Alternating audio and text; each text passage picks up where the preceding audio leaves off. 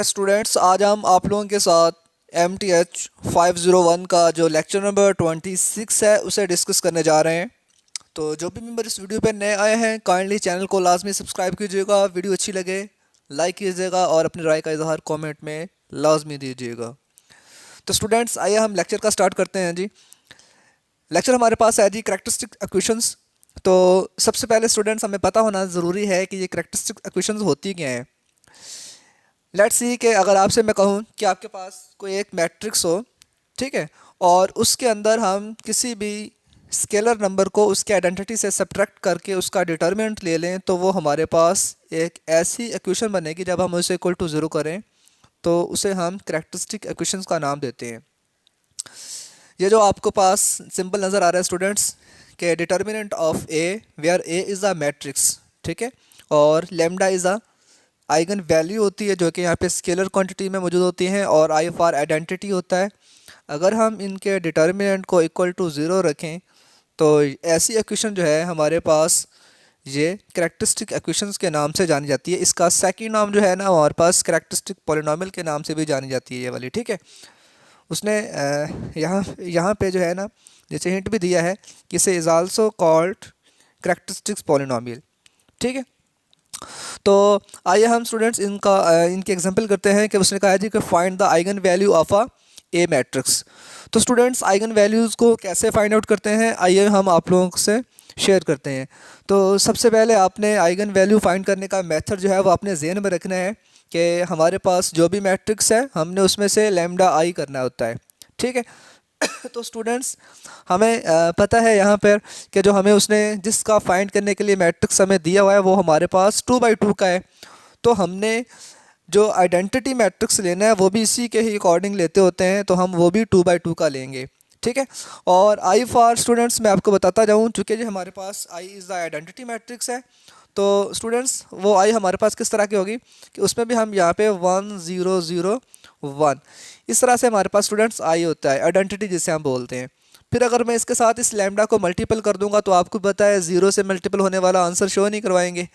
जो 1 है हमारे पास और ये वाले 1 है ये हमारे पास क्या बन जाएंगे, लैम्डा लैम्डा बन जाएंगे, जो कि आपको इस फॉर्म में नज़र आ रहा है कि ये लैम्डा आई का आंसर है, ठीक है। और चूँकि ए से सब्ट्रैक्ट करना है तो आप देख सकते हैं कि वो ए से सब्ट्रैक्ट भी हो रहा है। अब स्टूडेंट जब वो इसको सब्ट्रैक्ट करता है, सब्ट्रैक्ट करने के बाद आपको पता है कि हर एक ने पोजीशन के हिसाब से सब्ट्रैक्ट होना होता है, 2 माइनस लैम्डा और 3 माइनस 0।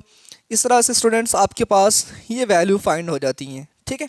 अब आपने अकॉर्डिंग टू बाय डेफिनेशन हम एक बात यहाँ पे क्लियर करते रहें कि जो भी हम यहाँ पे मैट्रिक्स लेते हैं ना जिसका हमने आइगन वैल्यू फाइंड करना है वो हमारे पास इनवर्टिबल होना ज़रूरी है, यानी इसका डिटर्मिनेंट इक्वल टू ज़ीरो ना हो, वो नॉन सिंगुलर हो, इसके डिफरेंट नाम है, ठीक है। तो स्टूडेंट्स जैसे ही हम इनको लेकिन दूसरी चीज़ यहाँ पे ये है कि जब हम इसको फाइंड आउट करके ये चीज़ हम रखते हैं ना, जब ये चीज़ हम बना लेते हैं, ठीक है, जैसा कि आपको यहाँ पे अब ये नज़र आ रहा है कि हमने आइगन वैल्यू बनाने के लिए फाइंड आउट करने के लिए हमने इसमें से सब्ट्रैक्ट करके ये चीज़ बना दी है। लेकिन अब ये जो चीज़ है ना ये हमारे पास नॉन इन्वर्टिबल है, यानी ये हमारे पास है इनका डिटर्मिनेंट इक्वल टू ज़ीरो होता है। मैट्रिक्स जो लिया है वो नॉन सिंगुलर है, वो इन्वर्टिबल है, लेकिन अब आपने फाइंड करना है आइगन वैल्यू, आपने ये प्रोसीजर अप्लाई कर दिया है, देन अब ये जो है ना ये हमारे पास नॉन इन्वर्टिबल बन चुका है, ठीक है। अब हम इसे नहीं कह सकते कि ये इन्वर्टिबल है, ये नॉन इन्वर्टिबल है। उसने नीचे लिख दिया है बाय डेफिनेशन ये कि अगर हम इसे फेल हो जाता है, अगर हम इसे इन्वर्टिबल की बात करें, इसका डिटर्मिनेंट जो है वो ज़ीरो होगा, तो हम इसको इक्वल टू डिटर्मिनेंट ज़ीरो रखते हैं by the definition of characteristic equations. तो जैसे ही हमने इसको डिटर्मिनेंट को इक्वल टू ज़ीरो रखा, फिर स्टूडेंट आपको पता है डिटर्मिनेंट कैसे लेते हैं, आपके पास जो डायगोनल एंट्री होती हैं ये आपस में मल्टीपल होती हैं और नॉन डायगोनल एंट्री आपस में मल्टीपल होते हैं। तो 2 माइनस लैम्डा और -6 ये स्टूडेंट देख सकते हैं ये आपस में मल्टीपल हो रहे हैं, और 3 जो हैं जैसा कि वो नॉन डायगोनल एंट्रीज़ हैं वो आपस में मल्टीपल हो रहे हैं। तो मल्टीपल का बताया आपको 2 ने 6 से भी होना है, 2 ने लैम्डा से भी होना है, तो मैं आपको मल्टीपल बता देता हूँ कि 2 for 6 सॉरी 2 and 6 14 12 बन जाता है माइनस का, और फिर माइनस का लैम्डा और माइनस का 6 लैम्डा, ठीक है। इस तरह से स्टूडेंट्स वो -2 लैम्डा और -6 लैम्डा और फिर माइनस माइनस प्लस और प्लस लैम्डा का स्क्वायर, और 9 आ जाता है 3 और 3। तो इस तरह से इसे प्लस माइनस करने के बाद हमारे पास स्टूडेंट्स जो इक्वेशन बनती है ना, हमारे पास जो इक्वेशन बनी है, अब हमने क्या करना है, इनके फैक्टर बना लेने हैं। ठीक है, और ये फैक्टर कैसे बनाते हैं यकीनन आप लोगों को पता होगा कि हमने लैम्डा का स्क्वायर और 21 इसको एज एटिव लिखना होता है। मैं आपको यहाँ पे बता भी देता हूँ, -21, और जो दरमियान में पॉजिटिव का 4 है, तो स्टूडेंट उसकी जगह पर दो ऐसे फैक्टर लिखने होते हैं कि जिनको प्लस या माइनस करूं तो पॉजिटिव का 4 लैम्डा बने, और मल्टीपल करने से वो माइनस का 21 लैम्डा स्क्वायर बन जाए। तो यकीनन आप लोगों को पता है कि अगर पॉजिटिव 4 लैम्डा बनाना है तो आपके पास क्या करना पड़ेगा, आपको 7 लैम्डा पॉजिटिव का कर देंगे और 3 लैम्डा जो है वो नेगेटिव का कर देंगे। इस तरह से फिर आपके जो पेयर बनेंगे, लैम्डा कॉमन लेने से लैम्डा प्लस 7 और -3 लेने से फिर लैम्डा प्लस 7 बच जाएगा। तो लैम्डा प्लस 7 एक और लैम्डा -3, ये आपके पेयर आपको नज़र भी आ रहे हैं, राइट। तो इस तरह से हमारे पास ये दोनों वैल्यूज़ जो हैं वो आइगन वैल्यूज़ थी। नेक्स्ट उसने कहा जी डिटर्मिनेंट ऑफ ए। तो स्टूडेंट्स 3/3 का डिटर्मिनेंट कैसे लेते हैं, बहुत से मेथड हैं। आप डायरेक्ट एक्सपेंड कर सकते हैं, आप रिड्यूस इचेलॉन फॉर्म कर सकते हैं, आप इनका एडजाइन मेथड से कर सकते हैं। तो इनके बहुत से मेथड हैं, ठीक है। तो इन्होंने यहाँ पे रिड्यूस इचेलॉन से किया है, तो मैं भी आपको रिड्यूस से यहाँ पे बता देता हूँ कि उन्होंने क्या कर दिया। अगर आपने रिड्यूस से करना है तो फिर आपके लिए ज़रूरी होता है कि आपका फर्स्ट एलिमेंट जो 1 है ना, इसकी मदद से आपने ये नीचे वाली रो के दोनों ज़ीरो बना दें, ठीक है। या फिर इस तरफ के ज़ीरो बना दें या दोनों इस तरफ के ज़ीरो बना दें, यानी कि या आप रॉ ऑपरेशन कर सकते हैं या आप कॉलम ऑपरेशन कर सकते हैं। तो इसने यहाँ पे रॉ ऑपरेशन किया है, तो मैं भी आपको रॉ ऑपरेशन से समझा देता हूँ। अब स्टूडेंट आप देख सकते हैं यहाँ पे कि इस 1 की मदद से अगर मैंने इस वाले एलिमेंट को ज़ीरो करना है तो मैं लिखूँगा क्या, मैं कहूँगा जी कि R2 में से मैंने -2R1, यानी R1 वाले को मैं माइनस या 2 से मल्टीपल करूँगा, फिर उसमें से सब्ट्रैक्ट करवा दूँगा। तो 2 - 2 0, ठीक है। फिर इसी तरह से जब 4 है तो ऊपर वाला 5 है, तो ऊपर वाले को -2 से मल्टीपल करूँगा तो माइनस का 10 हो जाएगा। 4 - 10 -6, जो कि आप देख सकते हैं, राइट। फिर ऊपर वाला 0 है तो वो एज इट रह जाएगा, -1 का -1 रह जाएगा। नेक्स्ट वाला वैसे 0 था तो उसे हमने 0 किया ही नहीं है। तो अब आपको पता है स्टूडेंट, जब हम इस मकसद में कामयाब हो जाते हैं कि हमने उस 1 के क्रॉसपॉन्डिंगली हमने 0 बना दिए, तो हमने क्या करना है, इसे एक्सपेंड करना है। इसके अकॉर्डिंग टू कॉलम और रो जो हैं वो फिनिश हो जाएंगे। तो अब उसके बाद अब हमारी अपनी मर्ज़ी है जी, क्योंकि ये in the form of determinant में नहीं है, तो हम क्या कर सकते हैं, हम यहाँ पर इसकी रो को इंटरचेंज भी कर सकते हैं ताकि ये वाला फर्स्ट एलिमेंट ऊपर आ जाए, ये वाला नीचे आ जाए। इससे क्या होगा, फिर हम क्या कर सकते हैं अकॉर्डिंग टू, फिर हम इसको नीचे वाली जो -6 है ना, ऊपर वाले को हम -3 से मल्टीपल करते हुए जब इसमें ऐड करवाएंगे तो वो +6 होने से नीचे वाली रो जो है वो अगेन 0 बन जाएगी, ठीक है। तो इस तरह से हम इसको ये वाली 0 0 जब हम बना देंगे, ये देखें ये भी हमारे पास 0 हो चुका है। अब आप इसका जब एक्सपेंड कर देंगे स्टूडेंट्स, तो क्या होगा, जैसे ही आप इसको एक्सपेंड कर देंगे तो -2 से मल्टीपल होकर पॉजिटिव का 2 मिल जाएगा आपको, राइट। और बाकी तो वो वैसे ही 0 है, तो आपके पास जो 2 है वो इसका डिटर्मिनेंट बन जाता है, ठीक है। नेक्स्ट आपके पास स्टूडेंट थ्योरम्स की कुछ प्रॉपर्टीज़ हैं। तो थ्योरम्स की प्रॉपर्टीज़ के बारे में अगर हम बात करें कि प्रॉपर्टी ऑफ डिटर्मिनेंट्स की अगर हम बात करें स्टूडेंट्स, तो उसने कहा कि अगर आपके पास कोई भी 2 मैट्रिक्स हों तो उनके बारे में हम प्रॉपर्टीज़ को यहाँ पे बताने जा रहे हैं। तो स्टूडेंट हमारे पास क्या है जी कि let A and B are 2 matrices for n, ठीक है। तो अब हमने करना क्या है जी कि हमारे पास अगर ए इन्वर्टिबल रहेगा उस वक्त इन्वर्टिबल होगा जब उसका डिटर्मिनेंट 0 नहीं होगा, क्योंकि हमने बताया था कि इन्वर्टिबल होते ही वो हैं जिनका डिटर्मिनेंट 0 नहीं होता, ठीक है। नंबर 2 पे कहता है जी कि अगर मेरे पास 2 मैट्रिक्स हो, लेट्स सी कि अगर मैं कहूँ आपके पास, जैसा कि मैं यहाँ पे लिख देता हूँ आसान सा मैट्रिक्स के 1 लिख लेता हूँ स्टूडेंट्स यहाँ पे, और 2 लिख देता हूँ 1 और 4। लेट्स सी कि अगर आपके पास एक मैट्रिक्स ये है, मैं आपको ये दूसरे के बारे में बताने जा रहा हूँ कि अगर आप किसी 2 को मल्टीपल करके डिटर्मिनेंट लें या फिर अलग अलग का डिटर्मिनेंट लें और मल्टीपल करें तो आंसर सेम आते हैं। एंड अनदर मैं स्टूडेंट यहाँ पे एक और मैट्रिक्स चलें ले लेता हूँ जी, कोई ले लेते हैं हम 1 2 और 1 8, चले हम ये ले लेते हैं, ठीक है। तो अब अगर मैं इसका सिंपली बताऊँ डिटर्मिनेंट स्टूडेंट्स, तो ये 4 और माइनस का 2, तो लेट्स सी इसका डिटर्मिनेंट 2 बनेगा, और 8 और 2 बन जाएगा 6, ठीक है। तो दोनों को मल्टीपल करने से हमारे पास 12 बन रहा है, यानी कि अगर मैं इस राइट साइड की बात करूँ तो मेरे पास आंसर 12 है। अब मैं जल्दी से ना इन दोनों को मल्टीपल करके डिटर्मिनेंट लेके देखता हूँ। तो मैं बस अब जल्दी से करूँगा ताकि आप लोगों को पता चल जाए कि वाकई ये प्रॉपर्टी एग्जिस्ट कर रही है। तो 1 से मल्टीपल होगा तो 1, 2 1 से होगा तो मतलब कि 1 + 2, तो मैं यहाँ पे लिख रहा हूँ 3 मल्टीपल करने के बाद का जो मैट्रिक्स होगा, ठीक है। फिर उसके बाद 2 और दूसरा हमारे पास क्या है जी 16 और ये बन जाएगा हमारे पास 18। इसी तरह से 2 and 4 5 and 2 and 32, तो वो बन जाएगा हमारे पास 34। तो स्टूडेंट इसका अगर हम डिटरमिनेंट लेके देखते हैं कि आंसर इसका भी 12 आता है कि नहीं आता, तो इनको मैं मल्टीपल करूँगा 3 4 12 3 3 9 102 बन जाता है। मैं यहाँ पे लिख देता हूँ और 18 2 90, ठीक है। तो 90 को जब मैं 102 से निकालूंगा तो वो भी 12, बिल्कुल। तो हम कह सकते हैं कि दोनों के आंसर बराबर आते हैं अगर मैं दोनों का अलग अलग डिटर्मिनेंट लूँ फिर मल्टीपल करूँ या फिर एक साथ प्रोडक्ट लेके डिटर्मिनेंट लूँ तो उनकी प्रॉपर्टी एग्जिस्ट करेगी। ठीक है। नेक्स्ट हमारे पास स्टूडेंट आ जाता है कि अगर आपके पास कोई एक मैट्रिक्स है उसका जो डिटर्मिनेंट है वो उसके सिंपल डिटर्मिनेंट से भी होता है। स्टूडेंट ये तो सिंपल सी बात है ना, आपके पास लेट्स सी अगर मैं कहूँ मेरे पास 1 और 4 कोई भी मैट्रिक्स था, तो स्टूडेंट हमें पता है कि जब हम ट्रांसपोज लेते हैं ना तो ये सिर्फ इंटरचेंज होते हैं, ठीक है। ये इधर आ जाता है और ये इधर आ जाता है, तो करना तो मल्टीपल है ना। यहाँ पे कौन सा ये इधर उधर आ जाते हैं, तो मल्टीपल करने से आंसर इसका चेंज नहीं होगा। सॉरी, ट्रांसपोज लेने से डिटर्मिनेंट में किसी किस्म की कोई चेंज नहीं आती। उसका ट्रांसपोज का डिटर्मिनेंट चाहे सिंपल डिटर्मिनेंट आंसर सेम होते हैं। नेक्स्ट उसने कहा जी एक triangular matrix the product of entries with the main diagonals, बिल्कुल हम उनकी मेन डायगोनल्स को ही इस्तेमाल कर रहे होते हैं। नेक्स्ट उसने कहा जी कि a raw replace operation does not change the determinant. हाँ जी आप किसी भी रॉ ऑपरेशन के अंदर does not change the determinant. आपके पास अगर जैसा कि हमने अभी पीछे जो क्वेश्चन किया था स्टूडेंट जिसमें हमने कहा था कि हमने रॉ को इंटरचेंज कर दिया ऊपर नीचे करके, ठीक है।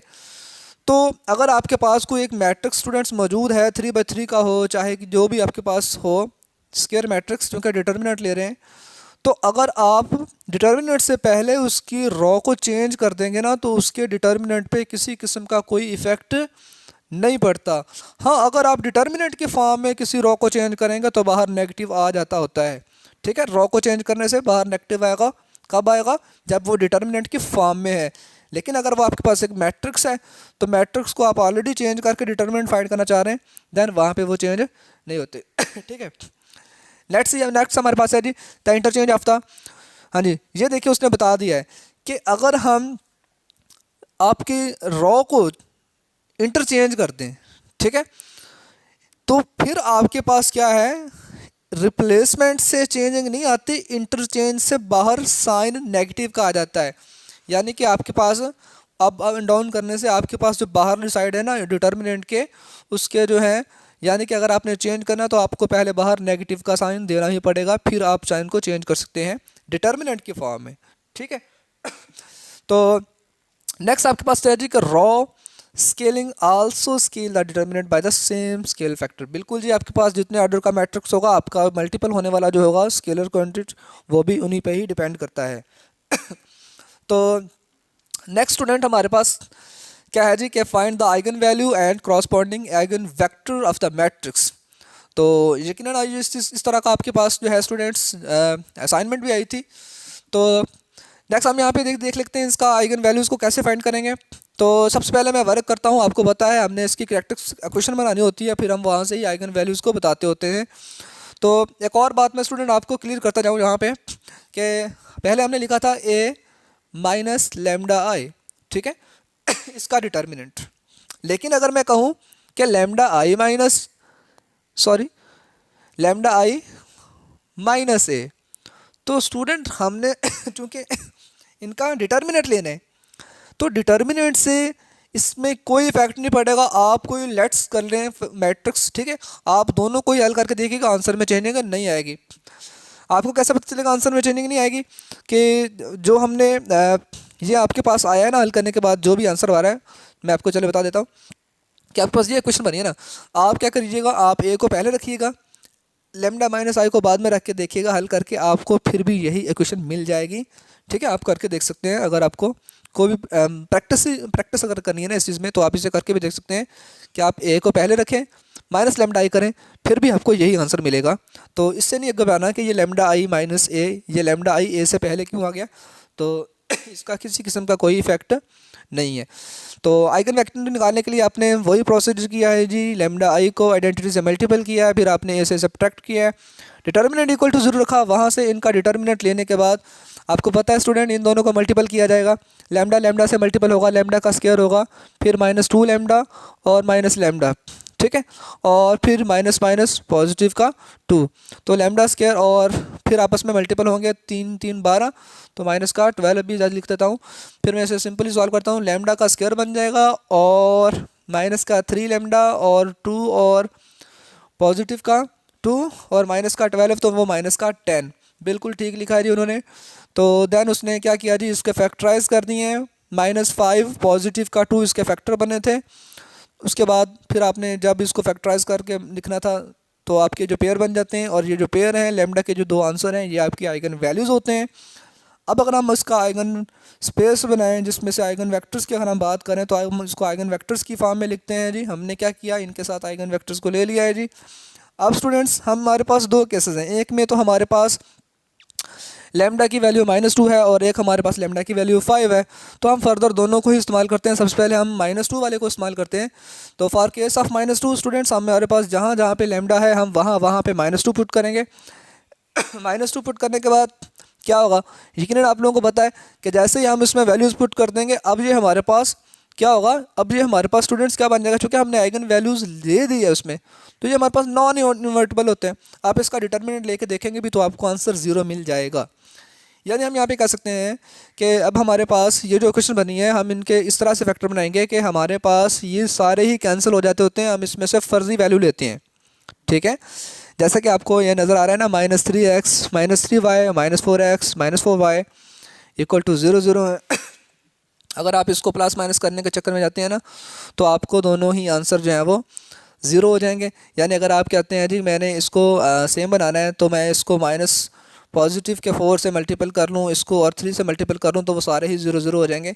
इसलिए फिर आपने क्या करना है, ये दोनों ही 0 हो जाते हैं तो फिर आपने एक को लेट करना है t, या वो लेट t करेंगे तो दूसरा आपके पास -t पैरामीट्रिक फॉर्म में आपको मिल जाएंगे, राइट। या फिर अगर ऐसे भी कर लें कि आपके पास जो दोनों इक्वेशन बन रही हैं आप इनको सब्ट्रैक्ट करते हैं तो -7x and -7y is equal to 0, -7 common लेंगे तो x + y equal to 0 and x is equal to -y। आप इस तरीके को समझ सकते हैं जैसे आपको आसान लगे, ठीक है। तो अब ये जो आपने जो कि पैरामीट्रिक फॉर्म में लेके आना है, डिटर्मिनेंट 0 बन रहे हैं, होमोजेनियस इक्वेशन को शो हो रही है, आपने यहाँ पे लेट करना होता है। अब अगर आपने अगर x is y is equal to अगर t लेट किया है तो x जो है वो माइनस का t बन जाएगा, राइट। अब आपने x और t जो कि आपने आइगन वेक्टर लिखे थे साथ, तो आपने x और t का जो form in the form of जब हम बेसिस बनाएंगे तो आपको पता है जी कब x और y की जगह पे क्या आ जाएगा, x की जगह पे आ जाएगा हमारे पास माइनस का t और y की जगह पे आ जाएगा पॉजिटिव का t। फिर मैं अगर t कॉमन लूँगा तो -1 और 1 शो हो जाएगा।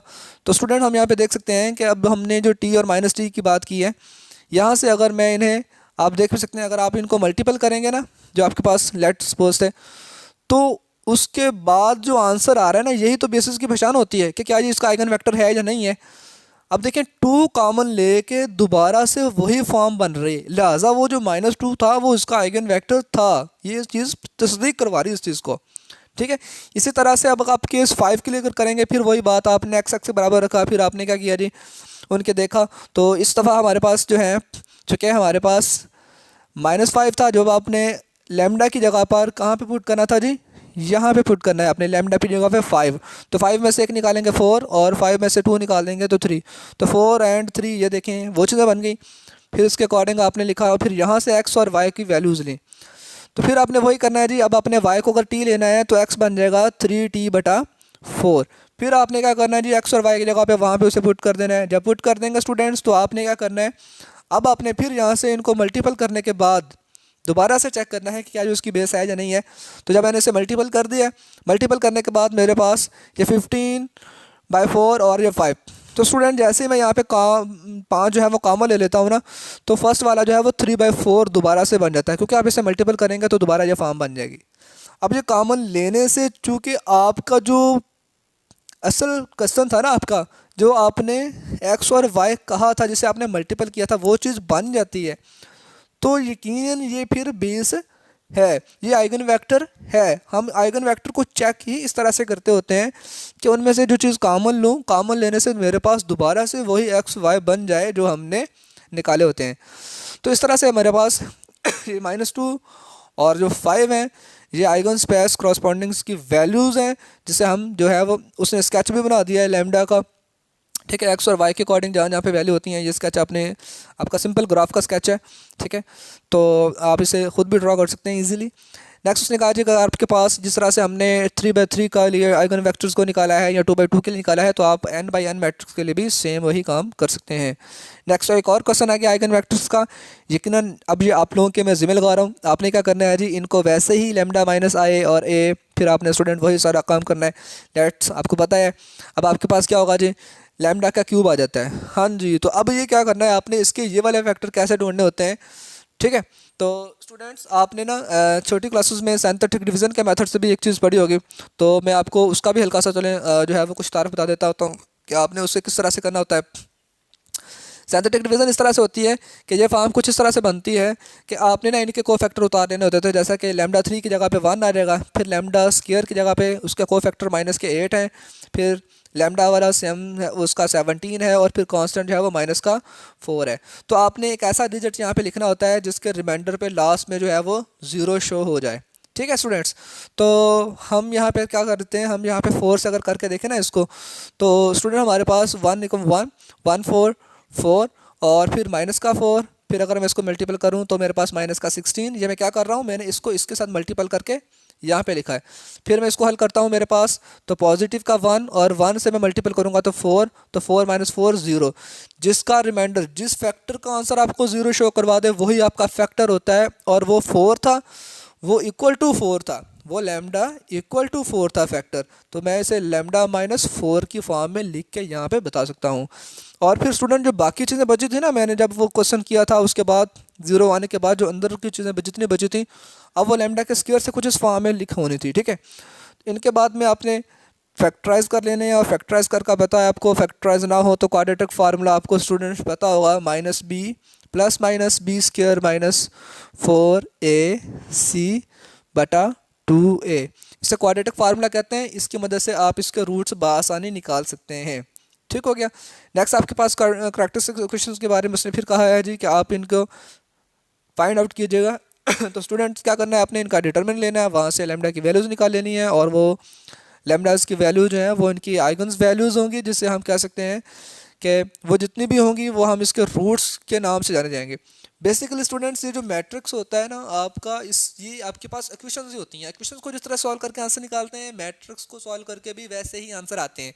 ठीक है, तो ये भी उसने उसी मेथड्स को फॉलो किया है, और ये लैम्डा की 4 हो चुकी है। तो फिर आपने वही स्टेप्स दोहराना है, आपने एक ऐसा फैक्टर लेना है जिससे इसका आंसर 0 शो हो, फिर वो आप चले जाएंगे 3 वाले पे, फिर आपने वही फैक्टर लेना है जिससे आपका 0 आंसर शो हो स्टूडेंट्स, तो फिर आपने उन्हीं से लेना है। तो ये यकीनन आपके पास 1 3 एंड 5 इन्हीं में से हैं, आप हल करेंगे ना तो आपको ये आंसर शो हो जाएंगे इजीली, डोंट वरी। ठीक है, तो नेक्स्ट स्टूडेंट आपके पास 6/6 का मैट्रिक्स का, चूँकि लैम्डा की 6 पावर का आपके पास आ चुका है। तो लैम्डा की 6 है, -4 लैम्डा 5 है, -12 लैम्डा 4 है। तो चूँकि सब में लैम्डा 4 तक तो सब में मौजूद है ना, तो लैम्डा 4 अगर आप स्टूडेंट्स कॉमन ले लेंगे तो लैम्डा स्क्वायर -4 लैम्डा -12 बन जाएगा। फिर आपके पास लैम्डा 4 का मतलब होता है कि आपके पास ये चीज़ भी इक्वल टू 0 है, और ये चीज़ भी इक्वल टू 0 है, और ये चीज़ भी इक्वल टू 0 है। तो लैम्डा का 4 का मतलब होता है कि आपके पास 4 0 हैं। ठीक है, और फिर एक का 6 और एक का -2। ठीक है स्टूडेंट्स, तो नेक्स्ट उसने एक्टिविटीज़ कुछ दी हुई हैं कि work out the eigen value and eigen vector for the square matrix. तो अब आपने ये सिमिलरिटी है, आपने इस तरह के क्वेश्चन हमने पीछे भी किए हुए हैं। एक और चीज़ भी है यहाँ पे स्टूडेंट आपने ज़हन में रखनी है, आपके एमसीक्यूज़ के लिहाज से बहुत इंपॉर्टेंट है कि अगर आपके पास कोई एक मैट्रिक्स हो, आप उसका इन्वर्स फाइंड कर लें, जो कि आपके पास इन्वर्टिबल मैट्रिक्स होना ज़रूरी है। तो अगर आप उसके इन्वर्स को उसके साथ मल्टीपल करेंगे तो आपके पास हमेशा आइडेंटिटी ही शो होगी। ये बात क्लियर है आपके पास। ठीक है, तो यही उसने यहाँ पे लिखा है कि ये आपके पास आइडेंटिटीज़ होती हैं। सिमिलरली आप आगे पीछे भी करेंगे तो डोंट नो चेंज, वो दोनों तरीक़ों से आपको आंसर आइडेंटिटीज़ ही शो करवाते होते हैं। ठीक है, तो नेक्स्ट हमारे पास एप्लीकेशन उसकी जो है ना डायमेंशनल सिस्टम्स के बारे में अगर हम बात करें तो स्टूडेंट्स ये क्वेश्चन हमारे पास अब अलजेब्रिक फॉर्म सेट के क्वेश्चन उसने दे दिया है, लेकिन स्टूडेंट्स ये क्वेश्चन भी हमारे पास सेम ही है, लेकिन इसमें आपको पॉइंट नज़र आ रहे हैं। डेसिमल पॉइंट्स के साथ आप इसे इजीली कर सकते हैं, कोई चेंजिंग नहीं करनी आपने। वैसे जिस तरह आपने मेथड समझा पहले, आपने इसको इस ए मैट्रिक्स के साथ आपने माइनस लेमडा आई करना है, जो कि आपको यहाँ पे नज़र भी आ रहा है। माइनस लेमडा आई करने से हर एक के साथ, इनके साथ माइनस लेमडा आई आ जाएगा और इसके साथ माइनस लेमडा आ जाएगा, बाकी चेंज नहीं होंगे, जैसे हैं वैसे ही रहेंगे। जो देख सकते हैं ये दोनों चेंज नहीं हुए, राइट। फिर उसके बाद स्टूडेंट्स क्या किया, क्या आपने आपको बताया कि हम इसको क्या करते हैं, मल्टीपल करते हैं। जो दोनों आपस में मल्टीपल होंगे वो दोनों आपस में मल्टीपल होंगे, और फिर हम मल्टीपल करने के बाद इनका बटा बना देंगे, हर एक का बटा 100 बना के ओवरऑल 100 से मल्टीपल कर देंगे। देन आपके पास स्टूडेंट्स ये फॉर्म बन जाएगी। फिर आपको पता है आपका क्वाड्रेटिक फार्मूला, ठीक है। आप क्वाड्रेटिक फार्मूले से इसको हल करने के बाद ये दो आंसर निकाल लेंगे, और ये दोनों आंसर आपके आइगन्स स्पेस होंगे, आइगन वेक्टर्स के नाम से जाने जाएंगे। इनको हम इक्वल टू डिटर्मिनेंट्स को 0 रख सकते हैं।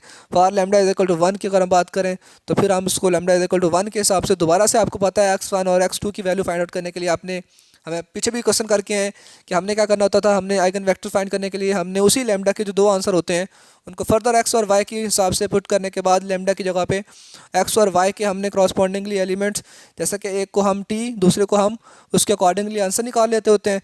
फिर हम उसको वेक्टर के फॉर्म में लिख के हम उसको आंसर बता रहे होते हैं कि इनका जो है ये इसकी बेसिस जो है वो क्या बन रही है।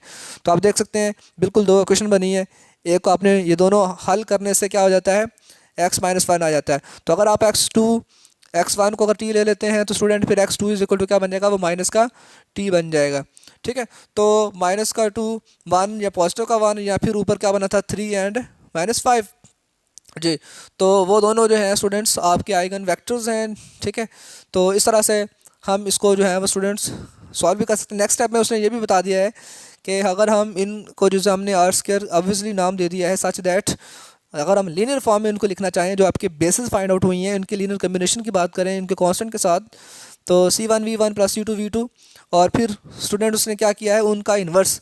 अब स्टूडेंट उनका इन्वर्स का क्या मतलब होता है, उनके इन्वर्स का मतलब यहाँ पे ये है कि जो हमारे पास ये जो वैल्यू यहाँ पे मैं आपको बता देता हूँ, अगर ऐसे समझने है तो आप यहाँ पे देख सकते हैं कि x का कम्बिनेशन कुछ इस फॉर्म में है जिसमें हमें पता है कि हम उसको इस फॉर्म में भी लिख सकते हैं, राइट।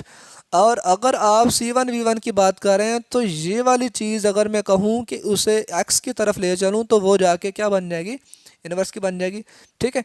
और फिर स्टूडेंट्स उसने क्या किया, उसने V1 V2 जो दो आपके मैट्रिक्स हैं ये देखिए उसमें वैल्यूज़ हैं, अब आपने उनकी जगह पे वैल्यू पुट कर दी है और इनका इन्वर्स ले लेना है। जब इनका इन्वर्स लेंगे आपको अर्जाइन और डिटर्मिनेंट वगैरह फाइंड आउट करना पड़ेगा, ये सारा बेसिक सा कंसेप्ट है।